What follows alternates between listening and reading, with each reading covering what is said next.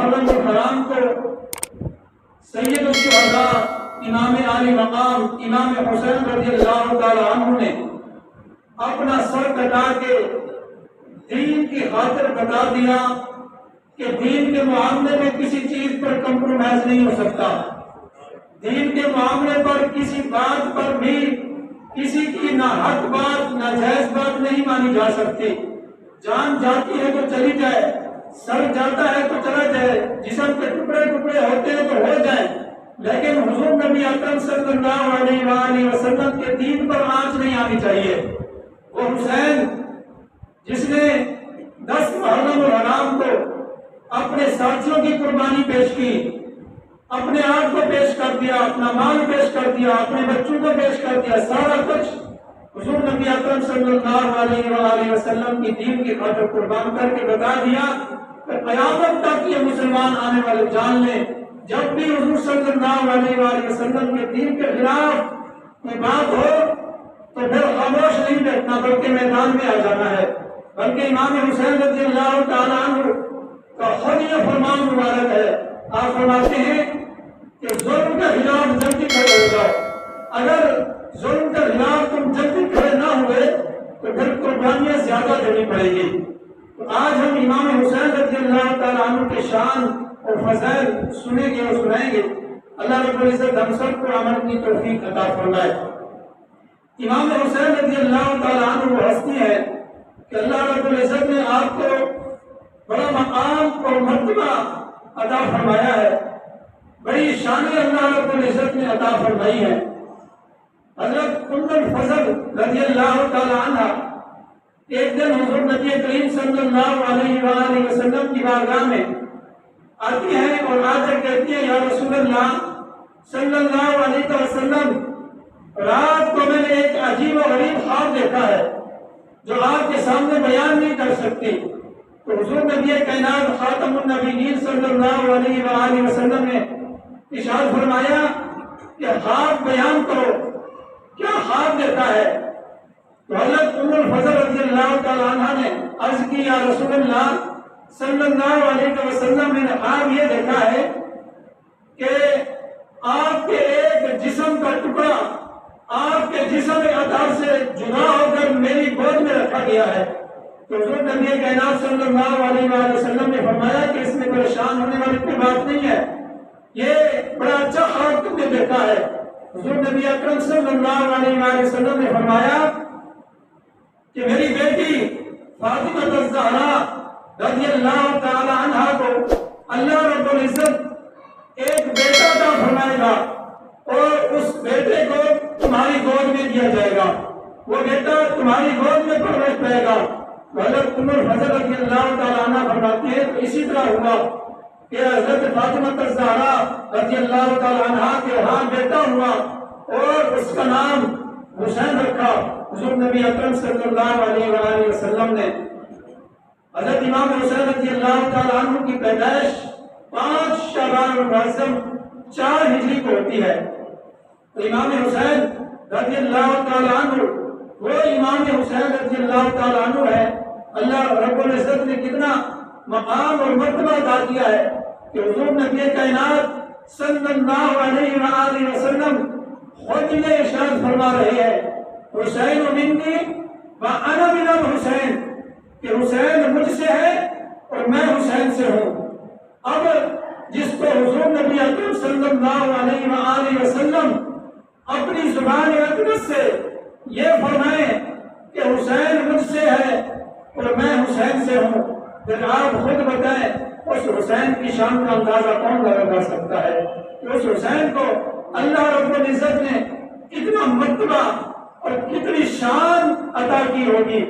علماء کرام فرماتے ہیں کہ جو جہاں پر حضور نبی اکرم صلی اللہ علیہ وآلہ وسلم آج بھی جس مٹی پر تشریف فرما ہے، علماء کرام فرماتے ہیں کہ وہ مٹی کعبے سے افضل ہے، اور بلکہ یہاں تک نہیں، علماء کرام نے فرمایا کہ وہ مٹی عرش سے بھی افضل ہے، ہر چیز سے افضل ہے۔ کس وجہ سے؟ کیوں اس کو اس مٹی کو یہ مقام کیوں حاصل ہوا؟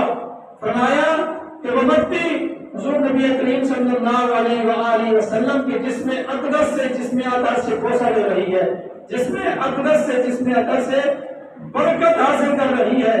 اس وجہ سے جو ہے وہ مٹی عرش سے بھی اعلیٰ ہے اور کعبہ سے بھی افضل اور اعلیٰ ہے۔ امام حسین رضی اللہ تعالیٰ عنہ کی کیا شان ہے۔ حضرت حذیفہ بن یمان رضی اللہ تعالیٰ عنہ فرماتے ہیں کہ میں نے ایک دن اپنی امی جان سے اجازت مانگی کہ میں حضور نبی کریم صلی اللہ علیہ وآلہ وسلم کی بارگاہ میں جاتا ہوں، آپ اجازت دیجئے میں وہاں پر جا کر حضور کی بارگاہ میں حضور کی ابتداء میں نماز پڑھوں گا اور اپنی بخشش کے لیے بھی دعا کرواؤں گا، آپ کی بخشش کے لیے بھی دعا کرواؤں گا۔ تو آپ کی امی جان نے اجازت دے دی۔ تو حضرت حذیفہ بن یمان کہتے ہیں میں حضور نبی اکرم صلی اللہ علیہ وآلہ وسلم کی بارگاہ میں حاضر ہوا اور مغرب کی نماز ادا کی۔ تو حضور نبی اکرم صلی اللہ علیہ وآلہ وسلم نماز ادا کرنے کے بعد جو ہے نوافل پڑھنے لگ گئے، ذکر و اذکار میں مشغول ہو گئے۔ اس کے بعد عشاء کی نماز بھی ہو گئی۔ تو حضرت حذیفہ بن یمان کہتے ہیں کہ عشاء کی نماز کے بعد حضور صلی اللہ علیہ وآلہ وسلم مسجد سے باہر نکلے، آپ جا رہے ہیں باہر۔ حضرت حذیفہ بن یمان کہتے ہیں کہ میں بھی حضور صلی اللہ علیہ وآلہ وسلم کے پیچھے چل نکلا، میں بھی حضور صلی اللہ علیہ وسلم کے ساتھ چل پڑا اور میری چلنے کی جو میرے چلنے کا انداز تھا تھوڑا تیز تھا اور میرے قدموں کی جو آواز تھی حضور صلی اللہ علیہ وآلہ وسلم کے کانوں میں پڑی۔ حضور صلی اللہ علیہ وآلہ وسلم نے فرمایا کہ میرے پیچھے کون آ رہا ہے، اور پھر خود ہی حضور صلی اللہ علیہ وآلہ وسلم نے فرمایا کہ کیا میرے پیچھے حذیفہ بن یمان آ رہے ہیں؟ تو حذیفہ بن یمان نے عرض کی نام یا رسول اللہ صلی اللہ علیہ وسلم میں حذیفہ ہوں۔ حضور صلی اللہ علیہ وسلم ہر چیز جانتے ہیں، آگے بھی دیکھتے ہیں، پیچھے بھی دیکھتے ہیں، دائیں بھی دیکھتے ہیں، سب کچھ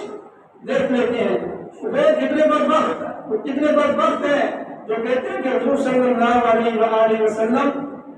دیوار کے پیچھے نہیں جانتے۔ تو جو ان کے نبی ہیں وہ نہیں جانتے ہیں کہ ہمارے نبی تو ہر خبر جانتے ہیں،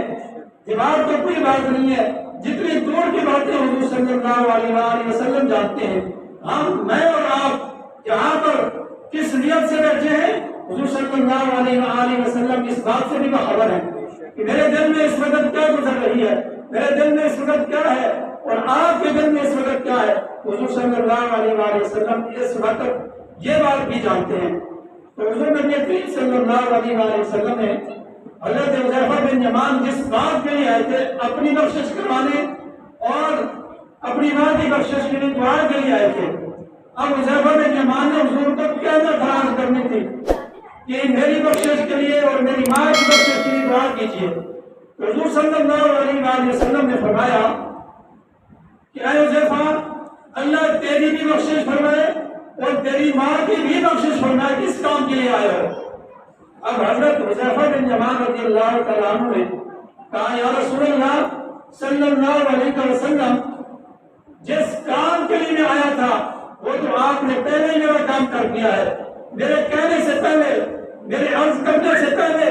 آپ نے میرا کام کر دیا ہے۔ یا رسول اللہ، میں تو اپنی بخشش اور اپنی ماں کی بخشش کروانے کے لیے کہ دعا کے لیے آیا تھا، لیکن آپ نے میرے کہنے سے پہلے ہی میری بخشش کے لیے دعا کر دی ہے اور میری ماں کی بخشش کے لیے دعا کر دی ہے۔ یا رسول اللہ، میں صرف اور صرف اسی کام کے لیے آیا تھا۔ حضور نبی اکرم صلی اللہ علیہ وآلہ وسلم نے حضرت حذیفہ بن یمان کو کہا،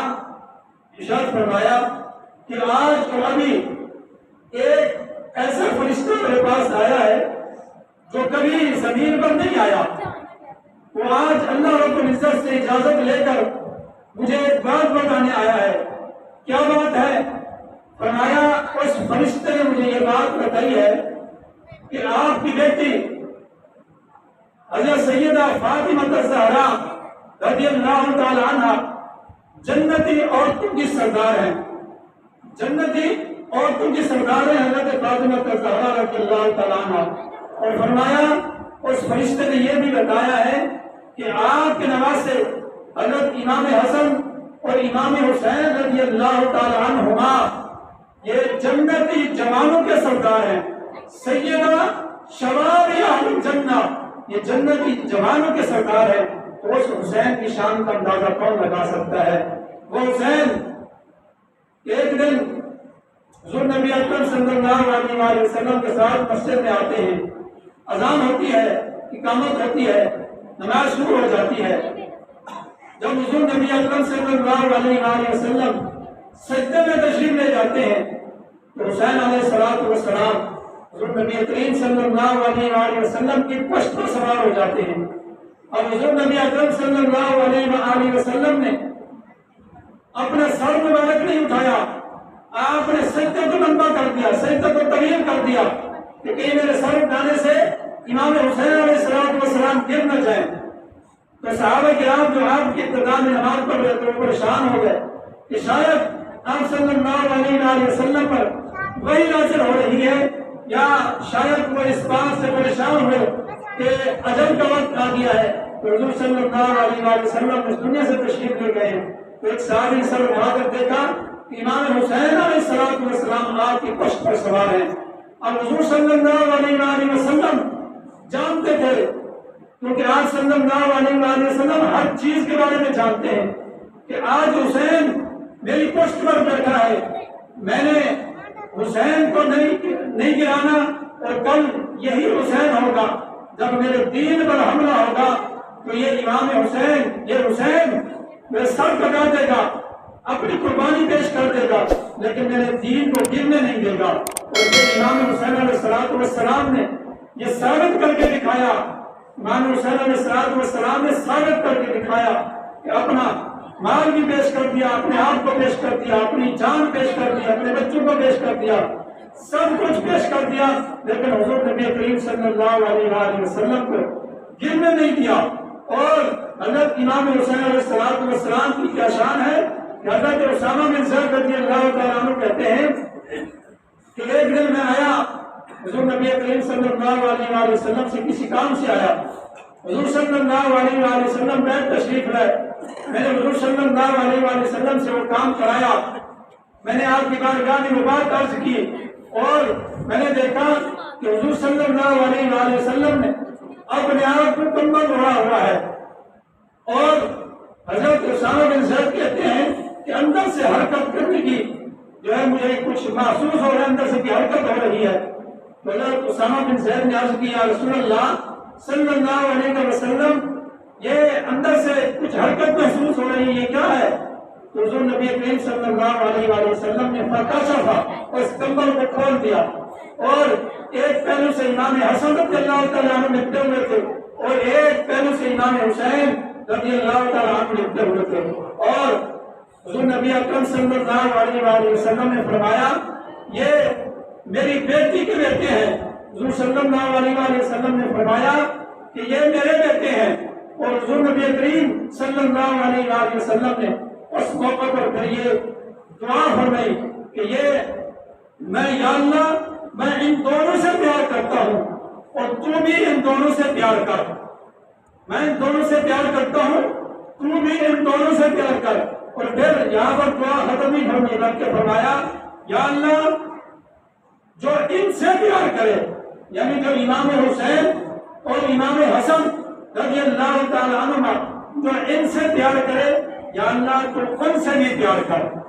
تو حضور نبی کریم صلی اللہ علیہ وآلہ وسلم نے یہ امام حسین علیہ السلام کی شان بیان کی ہے، اور حضرت ام الفضل رضی اللہ تعالیٰ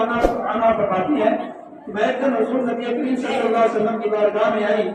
اور دیکھا کہ آپ کی چشمان مبارک سے، آپ کی آنکھوں مبارک سے آنسو جاری ہیں۔ ام الفضل نے عرض کیا رسول اللہ یہ آنسو کیسے ہیں؟ حضور صلی اللہ علیہ وآلہ وسلم نے ارشاد فرمایا کہ ابھی میرے پاس جبریل امین حاضر ہوئے تھے، تشریف لائے تھے، اور مجھے آج وہ خبر دی ہے کہ آپ کی امت آپ کے اس بیٹے کو شہید کر ڈالے گی، آپ کی امت اس بیٹے کو شہید کر دے گی۔ تو ام الفضل نے کہا یا رسول اللہ صلی اللہ علیہ وسلم کیا آپ کی امت اس آپ کے بیٹے کو شہید کرے گی؟ وہ آپ کا کلمہ پڑھتے ہوں گے؟ تو حضور نبی کریم صلی اللہ علیہ وآلہ وسلم نے فرمایا میرا کلمہ بھی پڑھتے ہوں گے، پھر بھی میرے اس بیٹے کو شہید کر دیں گے۔ اور حضور صلی اللہ علیہ وآلہ وسلم نے فرمایا کہ مجھے اس جگہ کی مٹی دی گئی ہے کہ جہاں پر امام حسین علیہ السلام کو شہید کیا جائے گا، اور وہ مٹی حضور نبی اکرم صلی اللہ علیہ وآلہ وسلم نے حضرت ام سلمہ رضی اللہ تعالیٰ عنہ آپ کو دی اور کہا کہ اس مٹی کو سنبھال کے رکھنا، اور جب یہ مٹی خون میں تبدیل ہو جائے گی تو سمجھ لینا کہ امام حسین علیہ السلام کو شہید کر دیا گیا ہے۔ اور امام حسین رضی اللہ تعالیٰ عنہ مدینہ شریف میں ہے، اور یزید پلید جب تخت نشین ہوتا ہے اور وہ ایک خط بھیجتا ہے گورنر مدینہ کو کہ امام حسین علیہ السلام کو بلاؤ اور ان سے زبردستی بیعت لے کے جو ہے میرے حوالے کر دو۔ تو گورنر مدینہ کے پاس جب وہ خط پہنچا تو اس نے امام حسین علیہ السلام کو بلایا اور کہا کہ یزید کی طرف سے یہ خط آیا ہے۔ امام حسین علیہ السلام نے وہ خط پڑھا اور امام حسین علیہ السلام نے کہا کہ میرے جیسا شخص، میرے جیسا بندہ چھپ کر بیعت نہیں کر سکتا، میرے جیسا بندہ اس پلید فاسق فاجر شرابی اس زانی بندے کی جو ہے بیعت نہیں کر سکتا۔ تو جو شخص آیا تھا خط لے کر، امام حسین رضی اللہ تعالیٰ عنہ جب جانے لگے تو اس شخص نے کہا کہ امام حسین رضی اللہ تعالیٰ عنہ جانے لگے ہیں تو پھر یہ کبھی ہمارے ہاتھ نہیں آئیں گے، ابھی ان کو پکڑو، ان سے زبردستی بیعت لے لو، اگر بیعت نہیں دیتے تو پھر ان کا سر کن سے جدا کر لو۔ تو امام حسین رضی اللہ تعالیٰ عنہ واپس پلٹے اور نیام سے تلوار نکالی اور کہا تو ہمیں جانتا نہیں ہے کہ ہم کون ہیں؟ میں وہ ہوں، امام حسین علیہ السلام نے کہا، جن کا دروازہ مسجد نبوی میں کھلتا ہے، جن کے گھر قرآن نازل ہوتا رہا ہے، میں وہ ہوں۔ اور امام حسین علیہ السلام نے کہا کہ میرے جیسا شخص چھپ کر بیعت نہیں کر سکتا۔ امام حسین رضی اللہ تعالیٰ عنہ جب گھر واپس تشریف لائے، حضرت زینب رضی اللہ تعالیٰ عنہ آپ کا انتظار کر رہی تھی، تو امام حسین علیہ السلام نے کہا کہ حالات خراب ہو گئے ہیں، ہمیں یہاں سے ہجرت کرنا ہوگی، یہاں سے ہمیں جانا ہوگا، ورنہ یہ مدینہ کا شہر جو ہے خون سے لالزار ہوگا۔ تو امام حسین نے کہا کہ میں یہ نہیں چاہتا۔ پھر امام حسین علیہ السلام مکہ شریف چلے جاتے ہیں اور وہاں پر کوفیوں کے مسلسل خطوط آتے رہے کہ آپ یہاں پر تشریف لے آئیں، آپ یہاں پر آ کر ہماری رہنمائی کریں اور دین کو نافذ کریں، ہم آپ کے ہاتھ پر بیعت کریں گے۔ امام حسین علیہ السلام نے حضرت امام مسلم بن عقیل کو سفیر بنا کر بھیجا کہ وہاں پر جا کر جو ہے حالات کا جائزہ لو کہ کیسے حالات ہیں۔ تو حضرت امام مسلم بن عقیل جب وہاں پر پہنچے تو 40 لاکھ بندوں نے آپ کے ہاتھ پر بیعت کی، اور پھر جب امام مسلم بن عقیل رضی اللہ تعالیٰ عنہ نماز پڑھانے لگے، اور جب نماز پڑھانے لگے تو اس وقت سارے کے سارے آپ کے پیچھے کھڑے ہیں نماز پڑھنے کے لیے، اور جب حضرت امام مسلم بن عقیل نے سلام پھیرا تو ایک بندہ بھی نہیں تھا، وہ 40 کے 40 لاکھ سارے وہ دھوکہ کر گئے، اور امام مسلم بن عقیل رضی اللہ تعالیٰ عنہ کو جو ہے شہید کر دیا گیا۔ اور امام حسین رضی اللہ تعالیٰ عنہ کو پتہ بھی چل گیا کہ امام مسلم بن عقیل کو شہید کر دیا گیا۔ اب جو حضرات یہ کہیں کہ امام حسین علیہ السلام کی خبر تو پہلے سے مشہور تھی کہ آپ کو شہید کر دیا جائے گا، تو پھر آپ کو بچانے کے لیے حضور نبی کریم صلی اللہ علیہ وآلہ وسلم نے دعا کیوں نہیں مانگی؟ حضرت علی المرتضیٰ نے بھی دعا نہیں مانگی، اور حضرت فاطمہ الزہرا رضی اللہ تعالی عنہا نے بھی دعا نہیں مانگی۔ حضور نبی کریم صلی اللہ علیہ وآلہ وسلم پر دعا کا یہ عالم مقام ہے کہ جو بھی دعا مانگتے ہیں بغیر قبولیت کے وہ دعا واپس نہیں آتی، قبول ہو کے اللہ رب العزت کی بارگاہ سے واپس آتی ہے۔ تو آپ بتائیں کہ آپ کا بیٹا آپ کو پتا ہو کہ امتحان دینے کے لیے جا رہا ہے، اور آپ کو یہ بھی پتا ہو کہ اس کے لیے مشکلات بھی آنی ہیں، اور پھر وہ اس امتحان میں پاس بھی ہو جائے گا، آپ اس امید سے ہو، آپ کو کس لیے امید ہوگی؟ لیکن حضور نبی کائنات صلی اللہ علیہ وآلہ وسلم کو تو یہ پتا تھا کہ میرا بیٹا ثابت قدم رہے گا، میرا بیٹا پیچھے نہیں ہٹے گا۔ تو امام حسین علیہ السلام کے لیے یہ آزمائش تھی اور امام حسین علیہ السلام کے لیے یہ امتحان تھا. اور آزمائش اللہ رب العزت نے قرآن مجید میں ارشاد فرمایا وَلَنَبْلُوَنَّكُمْ بِشَيْءٍ مِّنَ الْخَوْفِ وَالْجُوعِ وَنَقْصٍ مِّنَ الْأَمْوَالِ وَالْأَنفُسِ وَالثَّمَرَاتِ. اللہ رب العزت نے فرمایا کہ ہم آزماتے ہیں، ہم انہیں آزماتے ہیں، بھوک سے بھی، ڈر کی وجہ سے بھی آزماتے ہیں، پھلوں کی وجہ سے بھی آزماتے ہیں، اور مصیبتوں کی وجہ سے انہیں آزماتے ہیں، اور پھر دیکھتے ہیں کہ کون ان پر ثابت قدم رہتا ہے، اور جو اس پر ثابت قدم رہتا ہے پھر آگے اللہ رب العزت نے ارشاد فرمایا کہ وبشر الصابرین، صبر کرنے والوں کے لیے خوشخبری ہے. جو صبر کرتے ہیں اللہ رب العزت پھر ان کو مقام اور مرتبہ عطا فرماتا ہے. ایک آیت کریمہ ہے وَلَا تَحْسَبَنَّ الَّذِينَ قُتِلُوا فِي سَبِيلِ اللَّهِ أَمْوَاتًا بَلْ أَحْيَاءٌ عِندَ رَبِّهِمْ يُرْزَقُونَ، کہ تم گمان نہ کرو جو اللہ کی راہ میں مارے گئے ہیں کہ وہ مردہ ہے، بل احیاء عند ربهم یرزقون، بلکہ وہ زندہ ہے، وہ اللہ کی بارگاہ میں رزق ان کو دیا جاتا ہے. اس کا شان نزول کچھ اس طرح ہے کہ جنگ عہد میں جو صحابہ کرام شہید ہوئے وہ جنت کی بلندیوں پر تھے، ان کی نہروں سے وہ پانی پی رہے تھے، پھل کھا رہے تھے، بڑے اعلیٰ اور مقام پر تھے. تو انہوں نے اللہ رب العزت سے عرض کی یا اللہ ہم تو یہاں پہنچ گئے ہیں کہ کاش ہم اپنے بھائیوں کو بھی بتا سکتے کہ جب کوئی ایسا وقت آ جائے تو پیچھے نہیں ہٹنا، جہاد میں اللہ کی راہ میں جو ہے ثابت قدم رہنا ہے، تو ان کو ہم بتا سکتے. اللہ رب العزت نے فرمایا کہ یہ تمہاری بات میں حضور نبی کریم صلی اللہ علیہ وآلہ وسلم کے ذریعے تمہارے بھائیوں تک پہنچا دیتا ہوں. اللہ رب العزت نے پھر یہ آیات کریمہ حضور نبی کریم صلی اللہ علیہ وآلہ وسلم پر نازل فرمائی وَلَا تَحْسَبَنَّ الَّذِينَ قُتِلُوا فِي سَبِيلِ اللَّهِ أَمْوَاتًا بَلْ أَحْيَاءٌ عِندَ رَبِّهِمْ يُرْزَقُونَ، کہ جو اللہ کی راہ میں مارے جائیں، تو اللہ کی راہ میں شہید کیے جائیں، اللہ کے راستے میں لڑتے ہوئے، تو ان کو تم مردہ گمان نہ کرو. فرمایا بَلْ أَحْيَاءٌ عِندَ رَبِّهِمْ يُرْزَقُونَ، بلکہ وہ زندہ بھی ہے اور انہیں رزق بھی دیا جاتا ہے. امام حسین علیہ السلام ثابت قدم رہے، آپ پیچھے نہیں ہٹے. امام حسین رضی اللہ تعالیٰ عنہ نے ظالم کے ہاتھ میں ہاتھ نہیں دیا،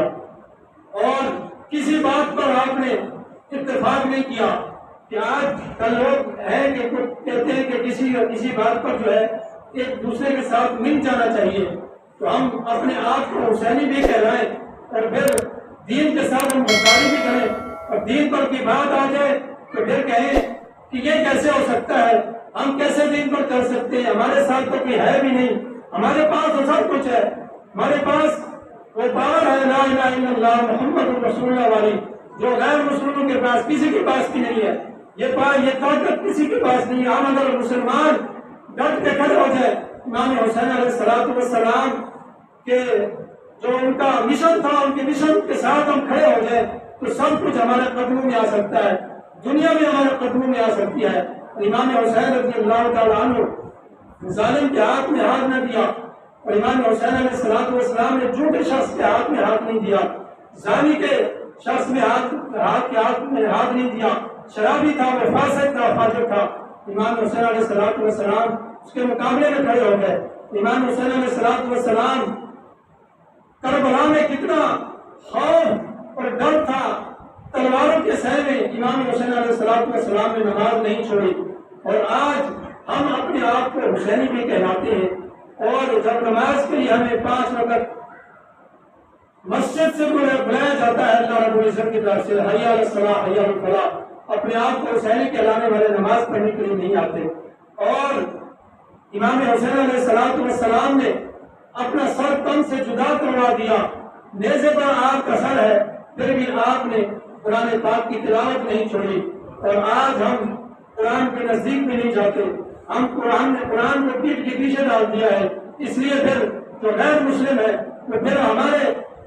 ایمان کو چیک کرتے ہیں، پھر کبھی کسی طریقے سے قرآن کو جلاتے ہیں، کبھی کسی طریقے سے قرآن کو جلاتے ہیں. وہ چیک کرتے ہیں کہ مسلمان آپس میں ایک دوسرے کے ساتھ جو ہے محبت نہیں کرتے. جب یہ آپس میں ایک دوسرے سے جدا ہے تو پھر وہ قرآن کی بے ادبی کرتے ہیں، دین کے ساتھ بے ادبی کا وہ معاملہ کرتے ہیں. تو ہمیں امام حسین علیہ السلام کے مشن کے ساتھ، جس طرح امام حسین علیہ السلام ثابت قدم ہے، تو ہمیں بھی امام حسین علیہ السلام